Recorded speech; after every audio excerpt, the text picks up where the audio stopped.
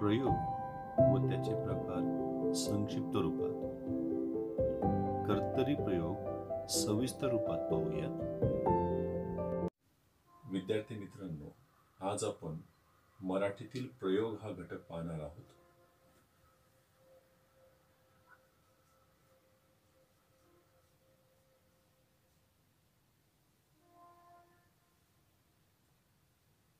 प्रयोग म्हटलं की प्रयोगाची व्याख्या येणं आवश्यक आहे.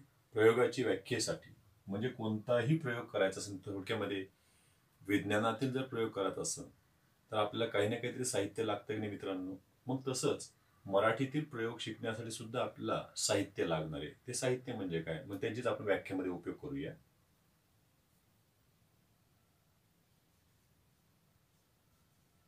कर्ता, कर्म व क्रियापद यांच्यातील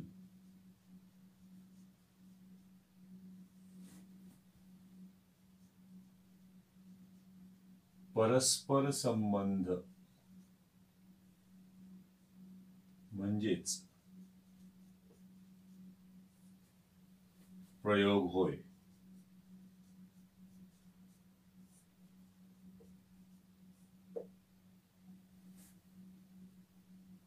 कोणातील? कर्ता, कर्म, क्रियापद यांच्यातील परस्पर संबंध म्हणजेच काय, तो प्रयोग होय. आता बरेच विद्यार्थी काय करतात की व्याख्याला एवढं महत्व देत नाही. निवड टेक्निकली अभ्यास करणं सुरू आहे सगळीकडे. सगळ्यांना वाटतं की प्रयोग फार सोपा प्रकार आहे.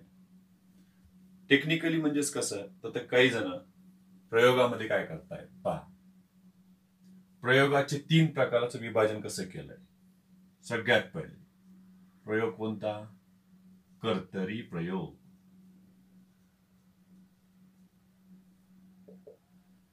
कर्तरी प्रयोगामध्ये काय लक्षात ठेवलं? कर्ता हा प्रथमांत असतो, म्हणजे प्रथमा विभक्तीत असतो. कर्म हे प्रथमा किंवा द्वितीयांत असते.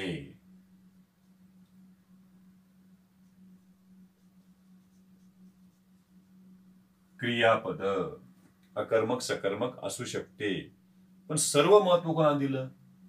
कर्ता काय पाहिजे? प्रथमा विभक्तीत हवाय. ठीक आहे. कर्मणी प्रयोग काय म्हणतोय?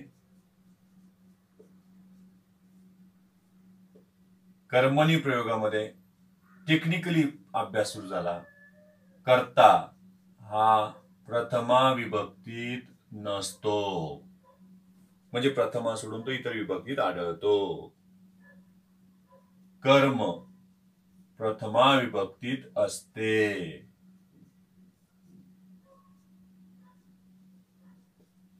क्रियापद काही ते इथपर्यंत गेले की क्रियापद भूतकाळी सुद्धा असते.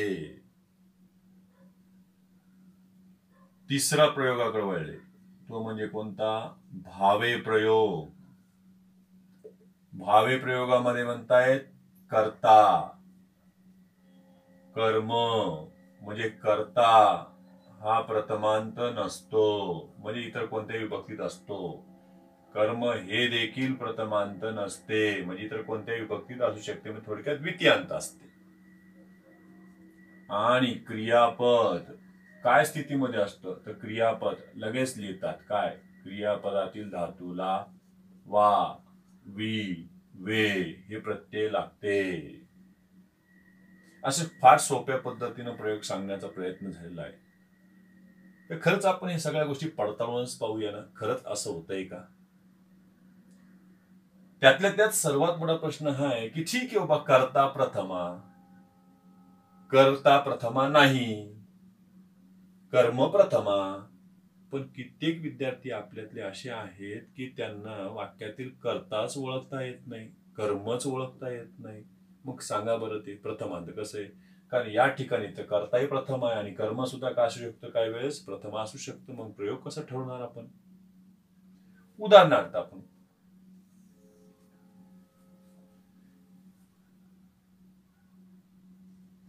आपण घेतले बघा, राणी वाघ मारते, असे उदाहरण जर पाहिलं तर यामध्ये राणी सुद्धा बिना प्रत्ययाचा आहे आणि वाघही बिना प्रत्ययाचा आहे. आता पाहिलं तर हे दोन्ही पण प्रथमांत आहेत. मग याच्यातला कर्ता कोण आहे नेमकी? आता नेमकी राणीनं वाघाला मारलं का वाघानं राणीला मारलं? मग क्रियापदाकडे आला आपण. मग कर्ता शोधण्याची कसरत सुरू झाली. सांगा, मरणारा कोण? वाघ. पण क्रिया मरण्याची चालू आहे का मारण्याची चालू आहे? तर क्रिया मारण्याची चालू आहे, कारण मूळ विधेयाचा कर्ता वाघ आहे, पण मार या धातूचा कर्ता कोण आहे? मग मार या धातूचा कर्ता कोण आहे? राणी. बघा, मारणारी कोण? राणी. राणी झाला याच्यातला कर्ता आणि कर्ता काय झाला? प्रथमा विभक्तीत आहे. क्रियापद हे कोणानुसार बदलतंय? राणीनुसार बदलतंय, म्हणजे कर्त्यानुसार बदलतंय. कर्म आहे का वाक्यात? बघा, राणी मारते काय? वाघ. वाघ काय झालं याच्यातलं? कर्म, आणि कर्म देखील काय याच्यातलं? प्रथम विभक्तीत आहे.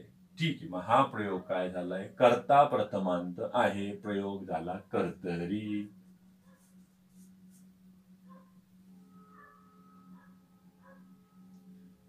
दुसरं उदाहरण मी दिलं याच्यामध्ये, पहा.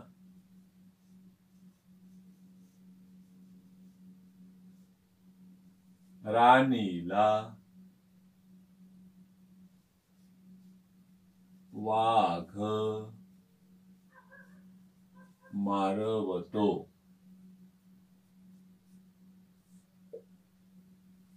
आता याच्यातलं क्रियापद वरून आम्ही कर्ता कसा शोधणार? क्रियापदावरून सांग. मारवणारा कोण असा प्रश्न जर विचारला तर आम्हाला वाघच काय आढळतो? तो कर्ता, आणि कर्ता प्रथमा म्हटला की प्रयोग काय झाला? कर्तरी. म्हणजे हे नियम, हे सूत्र ठीक आहे, हे सोपे वाटतात, पण ज्याला कर्ताच सापडत नाही त्याचा सगळा गोंधळच गोंधळ आहे की नाही? तर मग पहा बरं, अशा वाक्यामध्ये काय कळणार आहे? नेमकी राणी वाघाला मारवते का राणी वाघाला मारू शकते? मग याचा प्रश्न कसा विचारणार आहे? बघा, मारवणारा नाही, राणीला वाघ मारवतो, म्हणजे राणी वाघ मारू शकते, म्हणजे याच्यामध्ये शक्यतेचा बोध होतोय. मारू शकते. आता विचारा, मारणारी कोण किंवा मारू शकणारी कोण? त्याच्यामध्ये झालाय कर्ता कोण आहे? राणी कर्ता आहे. मग हे प्रथमांत आहे का? तर नाही, हे प्रथमांत नाहीये. झालं, हे चतुर्थी विभक्तीत आहे. थोडक्यामध्ये काय नाही, कर्ता प्रथमा नको, प्रथमा सोडून तो इतर कोणत्याही विभक्तीत हवाय. मग राणी काय झालं? कर्ता चतुर्थी विभक्ती. राणीला मारवतो काय? मग आता हे शक्य क्रियापद आहे, हे कर्म आहे का? तर हो. मग याच्यामध्ये कर्म सापडले. कर्म काय झालं याच्यातलं? प्रथमा. राणीला वाघ मारवतो, मग कर्म प्रथम आहे, म्हणजे हा मग प्रयोग कोणता झाला? तर हा प्रयोग कर्मणी होतोय. आणखी उदाहरण पाहूया आपण. बघा, राणीचा वाघ मारून झाला. विद्यार्थी कसे प्रश्न चुकवतो पहा, विचारताना प्रश्न चुकतात. सांगा, यामध्ये प्रथमा कोण दिसतंय तुम्हाला? राणीचा वाघ मारून झाला. सांगा, मारून होणारा कोण? वाघ. मग वाघ काय झाला? कर्ता, आणि कर्ता काय झालाय? प्रथमा. सांगा, प्रयोग तर कर्तरी होऊन बसलाय, म्हणजे याचा अर्थ कर्ता शोधणं अवघड चाललंय आता आम्हाला. कर्ता प्रथमांत आहे, हे तर पाठ झाला आम्हाला. कर्ता प्रथमा, प्रयोग कर्तरी. कर्म प्रथमा, प्रयोग काय झाला? कर्मणी. आणि दोघही प्रथमा नाही, म्हणजेच काय झाला? प्रयोग भावे. मग यामध्ये बघा बरं, मारून होणारा कोण? वाघ. वाघ काय झाला? कर्ता प्रथमा, मग प्रयोग कर्तरी झाला, पण हा प्रयोग तो कर्मने निघतोय. कस काय? पहा, चुकलंय. मग मारून झाला म्हणजे मारला, ही क्रिया समाप्त झाली, म्हणून याला समापन कर्मणी म्हणतात. कोणती क्रिया समाप्त झाली? मारण्याची. बघा, मारणारी कोण? राणी. राणी झाला याच्यातला कर्ता, आणि कर्ता हा प्रथम आहे का? तर नाहीये, हा षष्टी विभक्तीत आढळतोय तुम्हाला. बघा, राणीचा मारून झाला काय? वाघ. मग हे वाघ काय झालं, याच्यातलं कर्म आणि कर्म काय झालं प्रथमा. आता बघा कर्म प्रथमा आहे, कर्ताला प्रत्यय लागलेला आहे षष्टीचं, म्हणून हा प्रयोग पुन्हा एकदा काय होतोय, कर्मणी होतोय. आणखीन एक उदाहरण पाहूया आपण. पहा, राणीकडून वाघ मारला गेला, ही सुद्धा आहे उदाहरण. परत प्रश्न कसा विचारतात, मारला जाणारा कोण, वाघ, आणि वाघच यांचा काय होऊन बसला, कर्ता, आणि कर्ता काय झालाय प्रथमा. मग तुम्ही तो इंग्रजी नियमाने गेलेत, पण गोंधळ काय आपल्याकडे, कर्ता प्रथमा असला तर प्रयोग कोणता मानतात आपल्या इथं, कर्तरी प्रयोग मानतात. आपल्याकडे कर्म प्रथमा असला तर प्रयोग कोणता, कर्मणी. म्हणजे हा इंग्रजी नियमाने चालला तर हा पुन्हा एकदा कर्तरी होण्याचा धोका आहे. इथं कर्मच कर्ता झालंय असं म्हणावं लागेल. मग याच्यामध्ये पहा, परत एकदा चुकतंय, हे गोंधळ होतोय, याला आपण पुसून टाकू. ठीक आहे, बघा, मारला गेला म्हणजे खरी क्रिया मारण्याची चालू आहे. बघा, मारणारी कोण, तर राणी. राणी याच्यातला कर्ता आहे, आणि कर्त्याला कडून हे शब्दयोगी अव्यय जोडल्या गेलेले आहे. कर्त्याला कडून हे शब्दयोगी अव्यय जोडलेले, म्हणून राणीकडून मारला गेला काय, वाघ. वाघ झाला कर्म, आणि कर्म काय झालंय प्रथमा. मग कर्म प्रथमा आहे आणि कर्ता प्रथमा नाही, अशी स्थिती राहणारा प्रयोग कोणता मानतो आपण, कर्मणी प्रयोग मानतोय. या 2-3 ठिकाणी जिथं गोंधळ होतोय, तशीच मी उदाहरण फक्त तुम्हाला दाखवण्याचा प्रयत्न करतोय की केवळ टेक्निकली अभ्यास करून आपण पोहोचू, पण ते पण योग्य पद्धतीने जावेत. कर्ता निदान आम्हाला कळावा, कर्म आम्हाला कळायला पाहिजे, तरच हे कळेल, नाही तर कळणार नाही. पुढे पहा, त्याच्यात काय दिलेलं आहे. काही ठिकाणी प्रश्न असे निर्माण झालेले आहेत. पहा,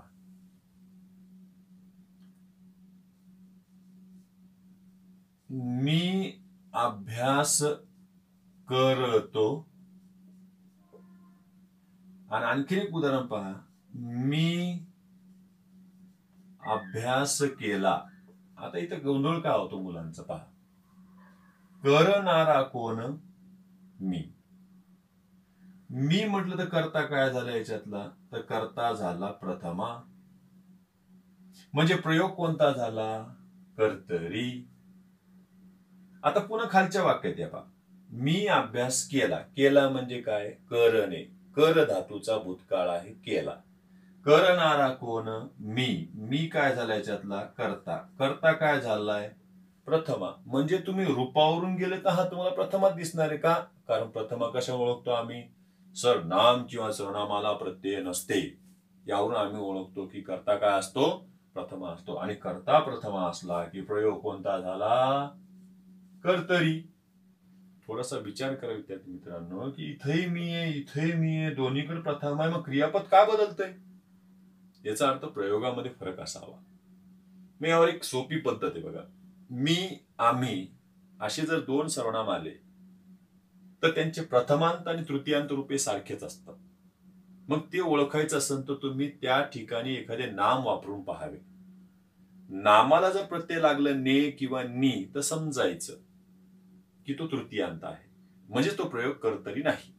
पहा बरं, इथं आपण राजू टाकून बघा. चाल, काय होईल याच्यामध्ये, राजू अभ्यास करतो, म्हणजे 100% हा कर्ता प्रथमा आहे.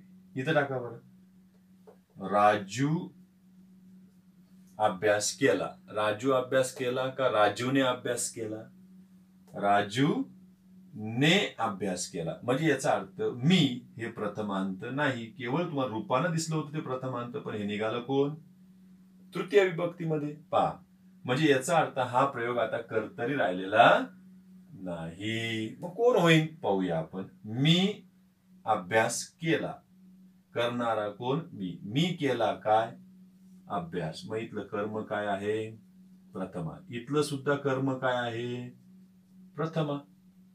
पण हा प्रयोग मात्र काय झालाय, कर्मणी. मग पुढे एक प्रश्न आम्हाला येतो, म्हणजे काय, भावे प्रयोग कसा ओळखावा.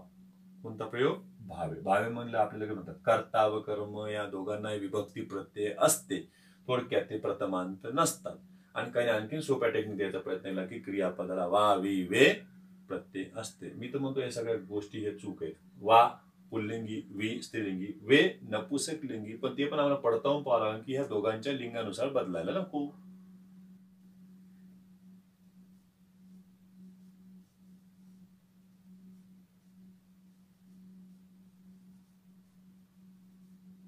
राणीने वाघास मारले. पा मारणारी कोण? राणी. राणी कर्ता प्रथम आहे का? तर नाही. कोणती विभक्ती आली याच्यामध्ये? तृतीया. राणीने मारले कोणास? कोणास मारले? वाघास. वाघ कर्म. कर्म प्रथम आहे का? तर नाही. हे तर द्वितीय विभक्तीत आढळते. बरोबर आहे ना सर? बघा, कर्ता प्रथमा नाही, कर्म प्रथमा नाही, बरोबर आहे. आणि क्रियापदा वावी वेत नाही लागलं, पण इथं काय लागलंय? ले लागलंय. म्हणजे याचा अर्थ हा पूर्णपणे काय झालं? क्रियापद नपुंसकलिंगी आलंय, जे कर्ता स्त्रीलिंगीशी संबंधित नाही, कर्म पुल्लिंगीशी संबंधित नाहीये. तर क्रियापद काय निघालं? नपुंसकलिंगी. म्हणजे हा पूर्णपणे प्रयोग कोणता झाला? भावे. खरं सांगा, आता हे वा वी वे चा पॅटर्न कुठं दिसेल? दिसतोय. पहा बरं, आता मी इथं लिहिलं, तू आता घरी जावे, एवढं दिलंय मी. आता पहा, याच्याकडे काय आलेलं आहे? जा वे. आपण थोडस असं लक्षात ठेवूया की भावे प्रयोगाच्या शेवटी कोण येतंय? वे. भा वे. तसंच आपण लक्षात ठेवूया, जा वे. म्हणजे यावरून आपल्याला ओळखता येईल की हा भावे आहे की नाही, ते पण कन्फर्म करून पाहूया.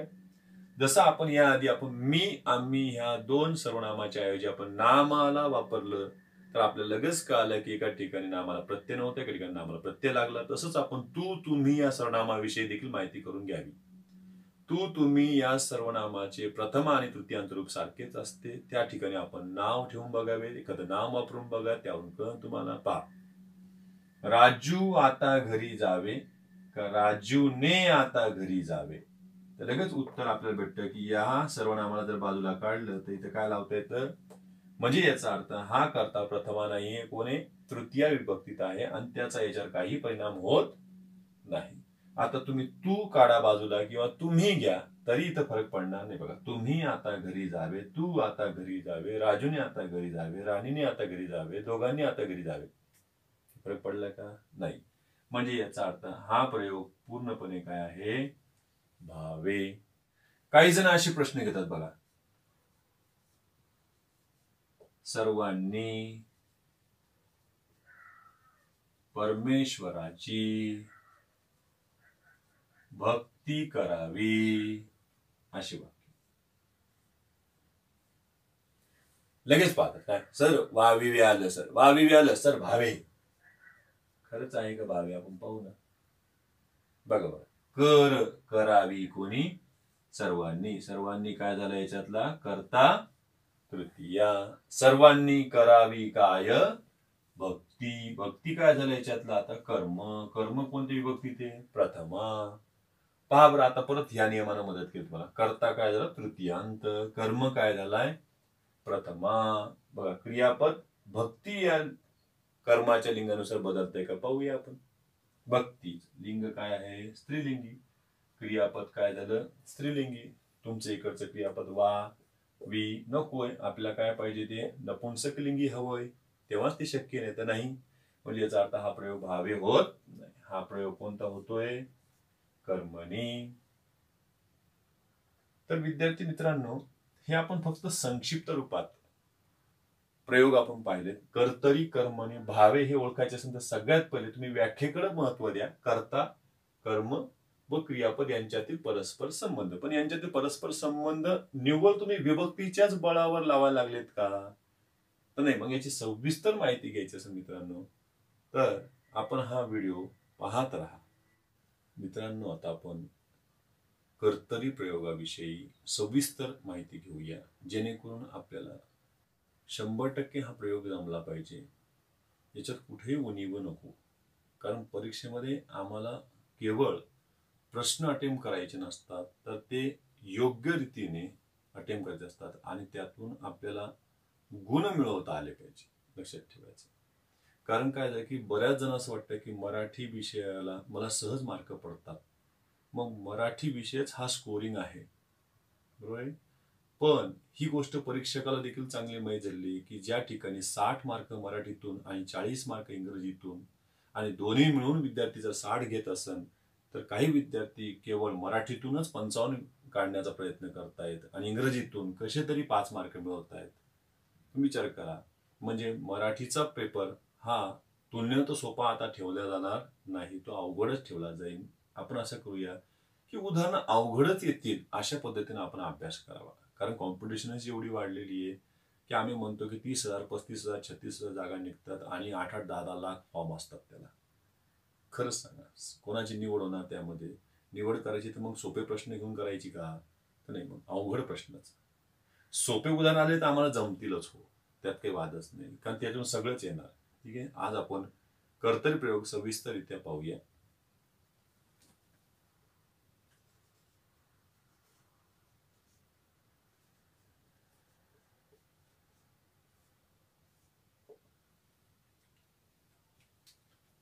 सुरुवातीला याची आपण व्याख्या म्हणजेच आपण पॉइंट न घेऊया, एक एक एक एक मुद्दा घेत जाऊया. कारण काय की परीक्षेमध्ये कधी कधी वाक्य येण्याच्या ऐवजी मुद्देच यायला लागले. याच्यातला कर्तव्य प्रयोगाचा कोणता मुद्दा योग्य आहे, कोणता अयोग्य आहे ते तुम्ही सांगा, असे पद्धतीचे प्रश्न पडतायत. ठीक आहे, पहिलं कर्तरी प्रयोगामध्ये पहा, कारण आम्हाला कर्त्याचा आता परस्पर संबंध कोणाशी लावायचा आहे बघा बरं.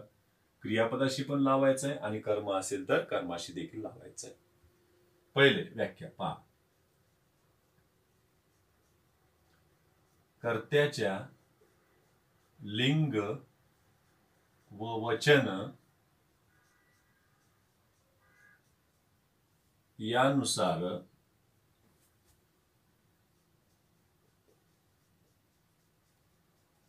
क्रियापदाचे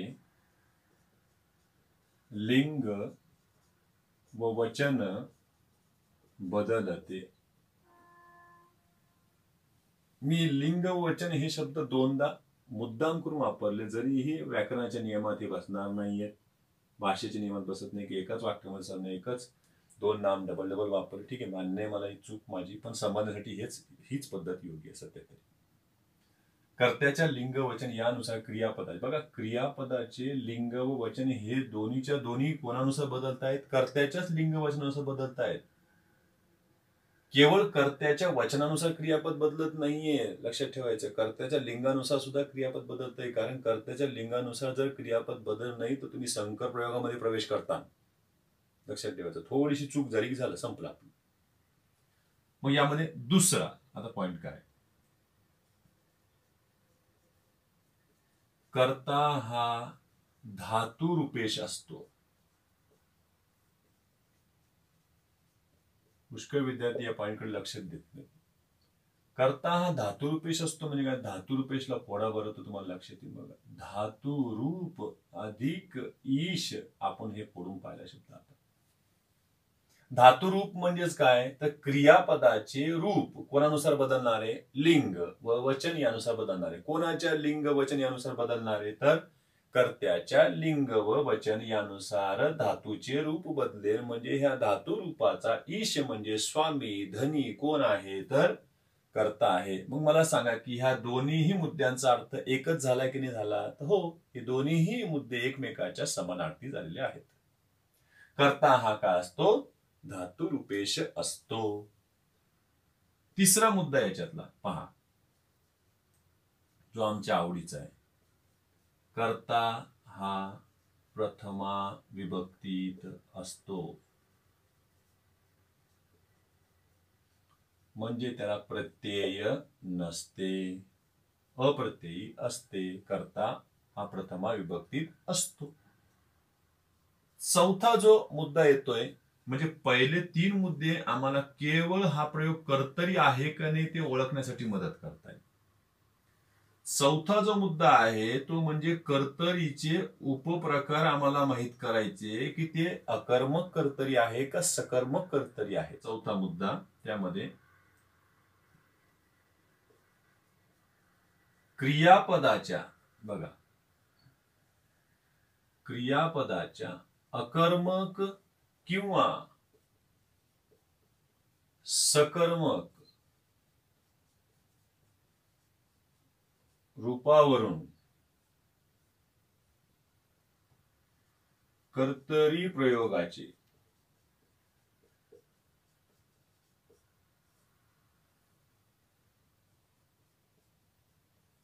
दोन प्रकार पडतात. ते म्हणजे अकर्मक कर्तरी व सकर्मक कर्तरी. पहा, हा मुद्दा म्हणजे वाक्यात कर्म असेल तर सकर्मक कर्तरी, कर्म नसेल तर अकर्मक कर्तरी, असं लक्षात ठेवू नका. कारण काय होतं की वाक्यात कधी कधी असणारे कर्म हे क्रियापदाचे नसते तर ते एखाद्या कृदंताचे देखील असू शकते. इथे मोठा गोंधळ होऊ शकतो. क्रियापदाच्या अकर्मक किंवा सकर्मक रूपावरूनच कर्तरी प्रयोगाचे प्रकार ठरवायचे. म्हणजे संबंध कोणाशी आला त्याचा? क्रियापदाशी. म्हणजे क्रियापद अकर्मक तर प्रयोग काय झाला? अकर्मक कर्तरी. क्रियापद सकर्मक तर प्रयोग काय झाला? सकर्मक कर्तरी. पुढचा आणखीन एक मुद्दा पाहूया, 5वा. जर वाक्यात कर्म असेल म्हणजे सकर्मक क्रियापद असेल आणि त्या आधी जर एखादे कर्म येत असेल तर मग कर्माची स्थिती काय? कर्म हा प्रथमा विभक्तीत म्हणजे प्रथमांत किंवा प्रत्यय असंसला नाते तर काय झाला? हा द्वितीयांत असतो. मग यासाठी आपण थोडस समजून घेऊया नियमानुसार. पहा,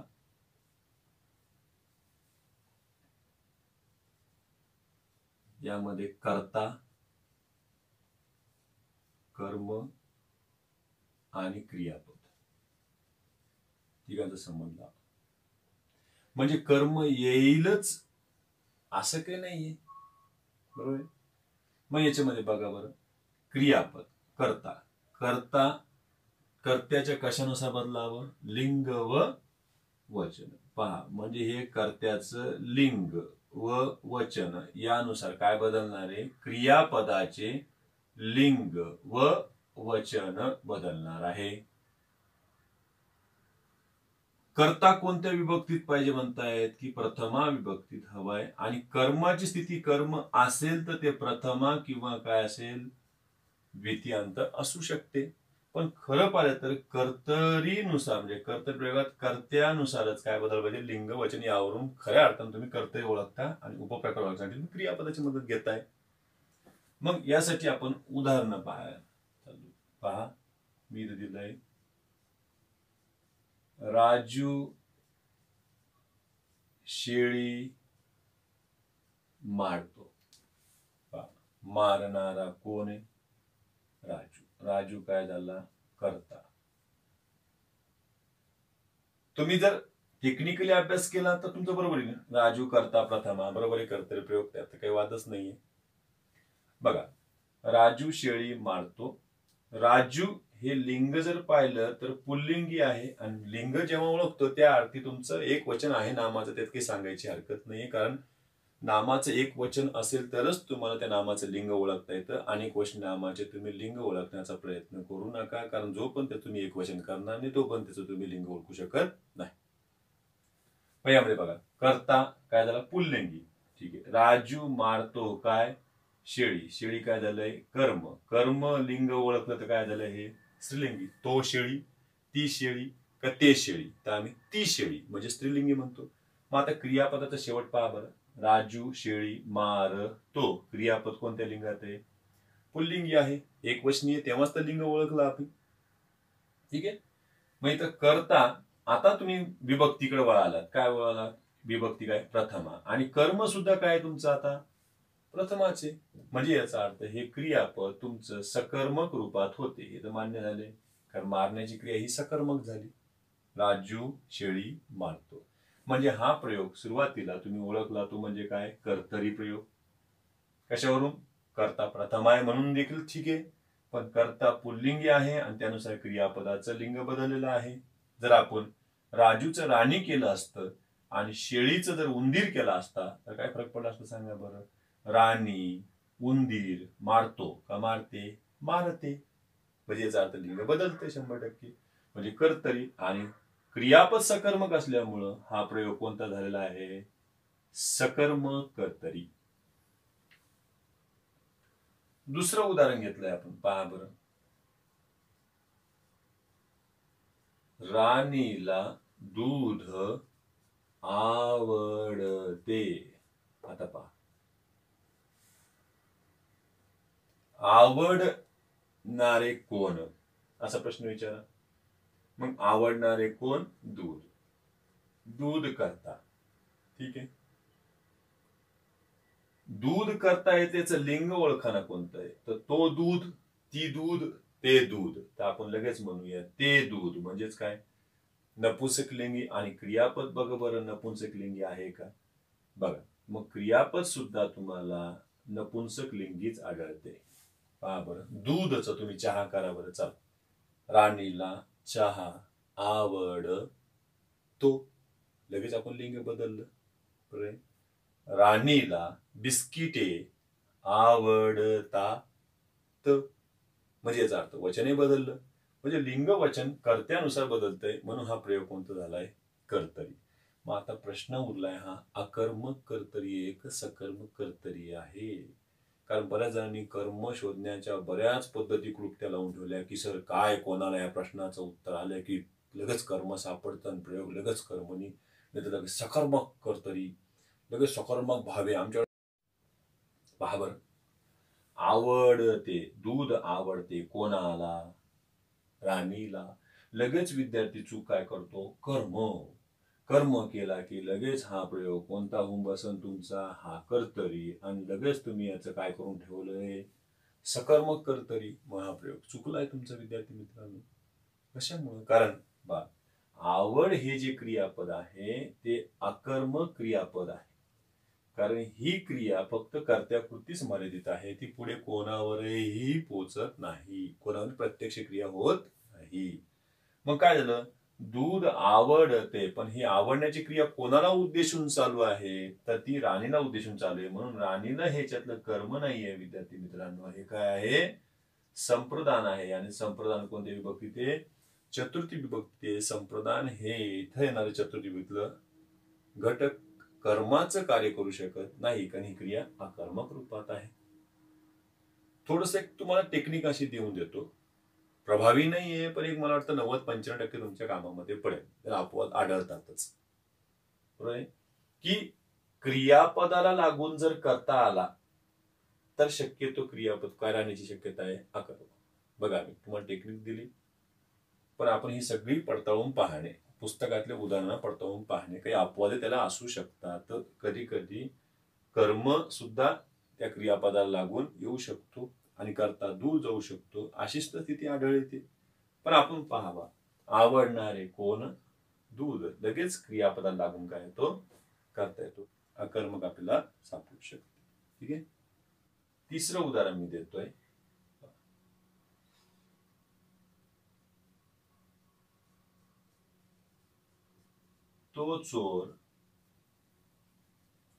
तो चोर गाडी भरधाव घेऊन पळाला. अशी काही वाक्य पहा. याच्यामध्ये फजिती होऊ शकते मुलांची. काय यातलं क्रियापद काय मला सांगा? तो चोर गाडी भरधाव घेऊन पळाला. केवळ पळाला का घेऊन पळाला? सांग. पळाला का घेऊन पळाला? म्हणता सर घेऊन पळाला हे जरा व्यवस्थित वाटतंय. संयुक्त क्रियापदासारखं दिसतं, कारण आपल्या डोक्यामध्ये असतो संयुक्त क्रियापद. कधी पण लक्षात ठेवा मित्रांनो, की हा प्रकार जरी शिकायचा म्हटलं तर तुम्हाला नाम, सर्वनाम, विशेषण, क्रियापद सविस्तर येणे आवश्यक आहे. मग यामध्ये बघा, तो चोर गाडी भरधाव घेऊन पळाला. मग विद्यार्थी चूक काय करतात? घेऊन पळाला. घेऊन पळणारा कोण? चोर. चोर काय झाला? करता. करता काय झाला? प्रथमा. प्रयोग काय झाला? कर्तरी. शाबास, बरोबर, चुकलं नाही. आता अकर्मक का सकर्मक ते सांग. चल, तो चोर घेऊन पळाला काय? गाडी. गाडी काय सर? कर्म. कर्म काय सर? प्रथमा. शाबास. प्रयोग कोणता झाला? सकर्मक कर्तरी. तर विद्यार्थी मित्रांनो, हा प्रयोग चुकला आहे. हा केवळ कर्तरी म्हणून बरोबर आहे तुमचा, पण कर्मणी म्हणून हा बरोबर नाही. लक्षात ठेवायचं. जर तुम्ही याला संयुक्त क्रियापद म्हणत असताल तर त्यातून एकाच क्रियेचा बोध होणं आवश्यक होतं. सांगा आता, घेऊन पाळाला मध्ये एकूण किती क्रिया आल्या? एकच एक दोन? सांगा. केवळ घेतली का केवळ पाळाला का घेऊन पाळ? तुम्ही सर घेऊन पाळाला ही क्रिया आहे. घेऊन पळण्याची क्रिया नसते. घेणे आणि नंतर पळणे अशा दोन क्रिया त्याच्यात येतात, म्हणून हे संयुक्त क्रियापदच नाहीये. लक्षात ठेवायचं. मग सांग, पळाला. पळणारा कोण? चोर. चोर झाला कर्ता, प्रथमा पुल्लिंगी. आता सांगा, तो चोर पळाला. काय पळाला? उत्तर मिळालं का? कोणाला पळाला? मिळालं का उत्तर? नाही. तो चोर पळाला कसा? कसा पळाला सांगा बरं. सर, गाडी भरधाव घेऊन पळाला. कसा? गाडी भरधाव घेऊन. म्हणजे याचा अर्थ हे गाडी कर्म या क्रियापदाचं नाहीये, ते कोणाचं? ह्या घेऊन ह्या कृदंताचं आहे. म्हणून हे क्रियापद अकर्मक आहे. मग अकर्मक क्रियापद आहे, तर मग हा प्रयोग कोणता झाला? तुम्ही शोधलेला तो तर बरोबर होता. कोणता? कर्तरी. पण हा सकर्मक नाही निघाला, तर कोणता निघाला? अकर्मक कर्तरी प्रयोग निघाला. तर अशा प्रकारे विद्यार्थी मित्रांनो, आपण कर्तरी प्रयोग पाहिला. यावर आणखीन तुम्ही उदाहरणे सोडवा, जेणेकरून तुम्हाला हा प्रयोग सोपा जाईल. धन्यवाद.